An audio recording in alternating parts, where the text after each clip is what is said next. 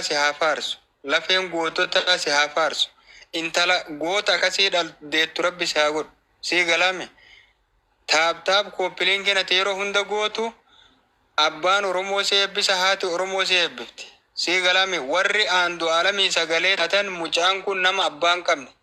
Nama sadarkaa meeqarraa caphee hojjetee as ga'e jechuudha. Diinni kana itti argee nuhuu osoo abbaa qabnu, osoo hojjannu, osoo hannu maa guddatuu dhabne. Sii galame warri baraan du'aalamitti ka'ee jedhe osoo hannu, osoo dhiiga sabaatillee mallaqa naftanyarraa guurannu, osoo naftanyattillee saba gurgurannu, mallayni nu horanne maaliif nu guddisuu dhabee jedhanii mucaa kanatti ga'anii jechuudha. Isin warri as jalaa taab gootan, koppiliinki gootan warra saba keenna keessaa mataa nyaatamaa jira, shirtuu nyaatamaa jira jettanii sun isinii gale. Warra sabboonummaan sabaa isinii gale, ilmaan abbaa gaariin guddatte, ilmaan ardaa gaaritti guddatte, ilmaan oromummaan guddatte jechuu isin. Kuni warri shamataa ilmaan oromootiin mallaqa shamatu sun dhiiga ilmaan oromootiin mallaqa shamatu sii galame uummata buchaa jechuu jarri sun. Isin warri koppiliinkii gootan ka akka yoosboontuu hedduu si galatoonfadha. Qaalii sabaa hedduu si galatoonfadha. Seenan sabaa si haa galatoonfatu. Seenan gootota Oromoo si haa galatoonfatu. Warra gastirra baatanillee haasoftanii jettan seenaa sabaattu isin waan biraa bu'aa biraan argattan. Goota keessaniif haasayuun ilma dhugaattu isinii dhalataa jechuudha. Sii galame ilma dhugaattu sii dhalata. Saba keetiif haasoftee goota tokko yoo wanni ati haasoftu kun lubbuu oolche gootatu sii dhalataa jechuudha. Nama goonni dhalatuuf taataa jechuudha. Kanaaf naa galatooma yeroo binaa gastii hin banaa ammaaf immoo cufuu hedaa hundi keessan halkan gaarii isin haa ta'u. Naaf galatooma asirratti. Abdii waan xumurattu qabdaa? Zaman waan xumurattu qabdaa? Okay. Isin buusee jira naaf jiraadha warri jala jirtanillee warra gubbarra jirtan isin buusee jira mana cufuu fi naa jiraadha.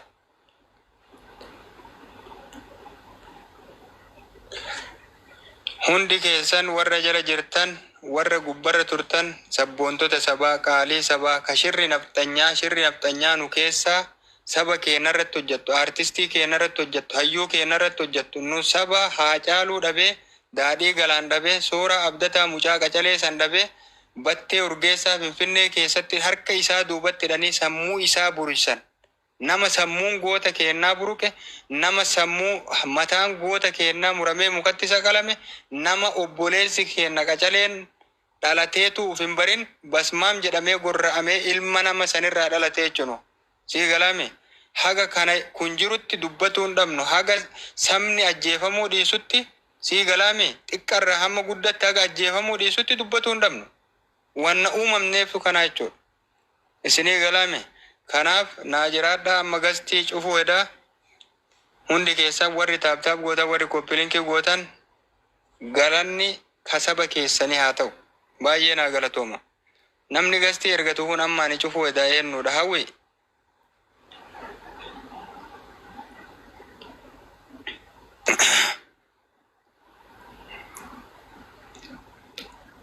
Hawwi nama gadi buusee bara. Gastii cufuuf gadi buuse hojii kee nyaatta. Assalamu alaikum. Wa alaikum assalam wa rahmatullahi wa barakatuh. Nama deema jirtaa sun? Maa gastii galgalarraa banee bara hedduun cufee irratti deebi'e bara gastii galgalarraa banee maalan sagalee aandu aalamii ta'uu shira biyyarraa ragaa guuradhee warra shira irratti xixu guutuu guuree isin miskiina dhugaa rabbiitti baraanaa mi fondogee isin yaasee bara haa jiraattu ijoollee finfinnee jirtu.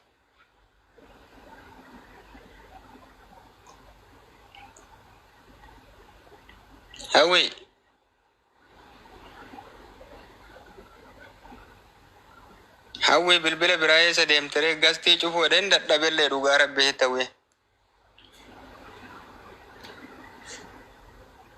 Caaltu amma hirriibaa kaatee dhuftee atillee alla gudii rabbii dhalate uummanni kun rafee hirriibaa ka'e. Hawwiin bootee. Caaltu raftee kaatee. Akkam galgaleessitan. Ay rakkam jirtan. Bareedduu kana dhugaa rabbeetitti raftee kaatee mere. Maal rafee kaa hojii ture. Wayyoo rakkoon qabu ana ifa galgalaati sagalee itti turre dhugaa baasuun kaa'e nafu sabni adaduma nu gaste irratti dubbannuun warri shirri kun hin galiniif shirri galee fi amma jira amma duraa san jira shirri agarte. Injiru bar badanii. Bar Finfinnee keessa akkanatti jala deemee waan isaan itti oolan halkan namni yoo isaan asii makiinaa taaksiin kaanii jedhan paatrooliin asii jala ka'ee deemaa jira. Asumarra haasaa sitti fakkaate. Paatrooliin jala deemaa jira. Jiraa dhugaa. Sitti boone dhugaa rabbi. Dhugaa wallaallami ma. Soba ta'uu fididee bar. Kan dhuufuu baatu kolfuu hin danda'u maal jedhani akkas ta'anii bar. Yaa walee jirraa mima. Walee jirra dhugaa rabbeetti. Akkamitti akka isaan bar. Sobni. Yaa. Sobni mootu. Yaa haasa'e. Ganaa badde dhugaa yoo isa suuraa dhumarratti baasan san ikkoo iditii godhanitti bar. Suuraan suni ani wannoo keessa seenee jecha tiiktokii keessa seenee tiiktokii hin ta'a. Tiiktokii irratti illee suura ofii gochuu hin danda'amu. Akka nama boo'uu gochuu hin danda'amu. Akka nama qallisuu, nama furdisuu, nama bokoksuu. Irreedha. Akka feeta godhuu dandeessa. Akkas godhanii gadhiisaniin bar. Shira waan shira hojjanna mucama kana irratti garamumaan isa dhabamsiifnaa barsila isiniin galu garamu an kana dhibe kan abxanyaatii miti kanuma kolkolee teennaa dullatti Finfinnee keessa jirtu aartistii maqaa Oromoo qabatee jiru sii galaame maqaa Oromoo kan mootummaa keessa jiru warri anamma maqaa isaanii guuree asitti kotonni maqaa isaanii as jiru sabni gaafa maqaa isaanii kana dhaga'ee jedhe alaa galuuf teettan. Dhugaa isinitti maami alaa galuuf teettan qananii duute kanarratti aandu aalamii hidhamirratti qananiin duute warra dhiiga Oromoo dhuyddan as baaftee jechuudha. Sii galaami aandu aalamiirratti shirri isaan xaxan sababa qananiin duuteef malee silaa bar ajjeesanii namnummaan isaan ajjeesuu edanuu aandu aalamii bara. Sii galaami. Barree akka isaan shira ta'ee akka inaaffa jechuun inaaffa oromummaa irratti Oromoo aartiin Oromoo rakkinni isaanii aartiin Oromoo waan guddatuuf Andu'aalamitti gadi baasa waan ta'eef isaaf gadi deebisuuf hin bar rakkinni isaanii aartii irratti bar aartiin Oromoo akka hin guddanne amma namni jabaa tokko akka Haacaaluu kan ta'u akka Andu'aalam kan ta'u namni jabaa osoo bahe amma inuma foolan jecha iffarrisanii asiifachiin jedhanii nama san gadi buusuuf yookiin ajjeesuuf yookiin sakaaluuf akka sakaalan kan Andu'aalam akkas gochuuf halkaniif guyyaa hojjetan. Shirri isaanii maaliif aartii Oromoo irratti dhugaa shirri isaanii aartii Oromoo maaliif jedhe suura meeqa baasan ragaa sobaa ragaa meeqa baasan mee tan xaaxa'anii yeroo haasa'anillee iditii godhanii maaltu isaan jarjarchiisee akkas godhanoo iditii sanoo asiifatti feesbuuka irratti kaayyoon isaanii Andu'aalam balleessuu waan ta'eef ragaa isaan hin barbaachifne sabni nutti dammaqas hin beekne bar laal amma caaltiyyeetti fufta maal sitti fakkaate warroonni akka masarat dhaabaa fi fakkaattonni akka isiisu masarat dhaabaa nama sadarkaa tokko faratti shira mucaa kana balleessuuf itti xaxxeef maqaa kaafna malee warroota biraatillee hedduutu jira maaliif kana ta'an sitti fakkaate duraanumayyuu qananiin akka dhabamtu waan hojjetaa jiraniif lammata Andu'aalam akka ajjeefamu waan dursa isaan kaayyoon isaanii qananii argatanii ajjeefatan malee kaayyoon isaanii ka dursa isaan itti xiyyeeffatanii deemaa jiran yoo xiqqaate waggaa tokkoof Andu'aalam ajjeesuudha. Sii galaami Andu'aalam ajjeesuuf immoo wanni isaan hin ta'in hin jiru qananii irraa bahi jedhaniini kallattiin itti dhaqanii yookaan nabsee kan kee yookaan Andu'aalam kana laalladhu irraa bahi jechuun ragaa jira tokko kan lammata biyya alaatirraa namichi tokko ka maqaan amma jiru jechuudha. Biyya keessa wal qabataaf maqaa isaa himuu dhabna. biyya keessa warra biyya keessa jiru ka mootummaan amma to'atuuf deemu wal qabataaf maqaa isaa himudhame. Makiinaa sii galchina. Makiinaa galchitaa yaani makiinaa biyya alaatirraa galchan kan agartee miti. Eeyyee. Maqaa keetiin makiinaa kana galchinee gurgurraa sii galame gurgurraa aandu aalamirraa bayii ati nama akkanatti taataa jedhaniin. Aandu aalamii waraqaa na baaftan kan aandu aalamii baasaa jetteen sii galame. Wanti kun hundi akka ittiin argamneefi sii galame akka ittiin argamneef ajjechaa kana qananii kana aandu aalamitti qabuuf deeman. Maaliif aandu aalamuun ajjeesuu karoora qabaniifi jechuu isaan shirrummaan isaanitu aandu aalam dhabamsiisuuf dura. Qananii amma dhabameef malee jechuudha. Bara akka itti qananiin duute. Laal sii gala nama digimtillee itti godhuu dandeetta. Nama tokko digimtillee nyaata yeroo dheeraa keessatti nyaatisuu dandeetta. Eekaa akkasiin bar. Yaa. Hihire akkashiin irsa ishii jibbitu akka jiruu ishii jibbitu. Waa jedhanii tiba waa sanii. Yaa. Kanaan irratti milkaa'ee fi jedheesi isa immoo milkaa'uu fi dide. Sababni milkaa'uu fi dideef warri Oromoo ta'ee shira irratti tate kun mucaan duratti beekate. Duratti beekatee yoo isaan rasaasa itti dhukaasanillee rasaasa rabbi irraa dhoorgee kan nyaataa fi maal adda addaa keessatti duraanuma beekate. Fakkeenyaaf amma mooneet beeksisaa micattii mooneet amma gaazexeessituu san jaalalaaf gaafattee erga isii jaalalaaf gaafattee didee booda harka isirraa nyaatu. Fira isirraa nama isii waliin oolu hiriyaa isirraa nyaatu jechuudha. Ajjeesuun hin danda'amu.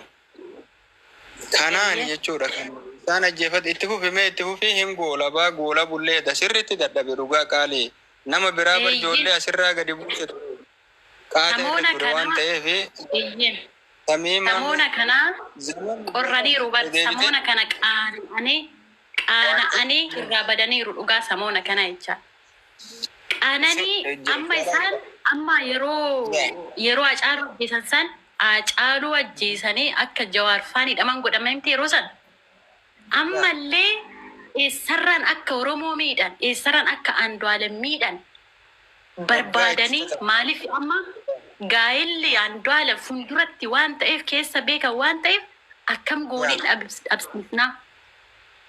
Gaa'ela itti qaasan agartee miti akkas ta'a kaan malaa gaa'elli Andu'aalem illee agartee. Kanaaf kan Andu'aalem immoo kan caalu ta'ayyu kan caalu.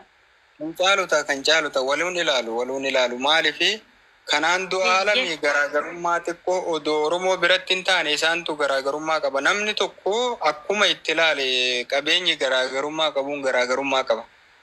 Eeyyee. Yaa. Kanaafuu maal godhanii ishii irratti taphattabanii waa obaasanii duufi dinnaan waa bilbilaan ajjeesan. Bilbilaan itti muranii taphattabanii bilbilaan ajjeesan intalitti.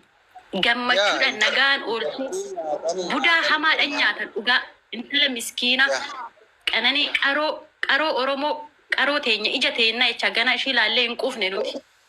Aruusa gana fuulduratti dheegnu budaa ija hamaatiin ishii nyaatan.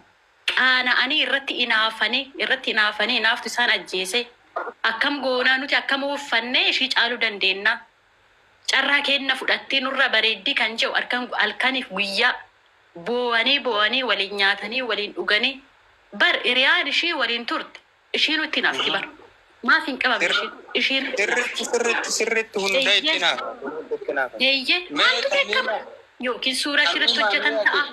Mee caaltuu Tamiimaa neetworkiin maan isiin haasofsiisu yeroo meeqa gastii seentee neetworkiin isii buusa Tamiimaan mee haasa'i. Mee haasa'i himma. Dhugaa rabbiin gastiin yeroo hunda bareedduu kan akkami. Neetworkii kiyya dadhabaadha dhugaa rabbi. Dhugaatti neetworkii keettu dadhabaa kaayyoo sabboontotaa qabdaa. Siifi yuuzboontuu namni as jala jiru kun sirriitti dhugaa rabbeetitti kooppiliinkii jennaan taaptaap jennaan akka isin sabboonummaa qabdan isin arge caaltuu fa'aa zaman kiyyaa fa'aa itti dabalee akka sabboontummaa sirriitti qabdan yeroo hedduu taaptaap kooppiliinkii gootanii isinitti dhagahamee waa'een goota keessanii akka jedhe sirriitti argee xiqqoo yoo haasuftee ofirraa baafte immoo hin gammadda. Baafatta waan tokko yoo ofirraa haasuftee Weellistoonni kennuuni qabaadha. Weellisaa wayii edamana banatee sa'aatii halkan ta'u olu beekta. Duuba jira weellisaan sun na fakkaata. Baay'ee wallaahi haga booda ta'ee namni jalatti weellistoonni baay'eedha ta'anii maqaan beekne illee Diqqaa Dabalaati. Eessa? Sagaleen kee hin dhagayamu. Sagaleen kun jiru? Amma jira. Jira. Amma qofa ka amma. Diqqaa Dabalaati. Duuba hin jiru nama lama. Dhugaa Arabaa Daggas kaduu Oromoodha kamaa jedhu Oromoodha. Sa'aatii meeqa muluu banatee odoo. Hayyee.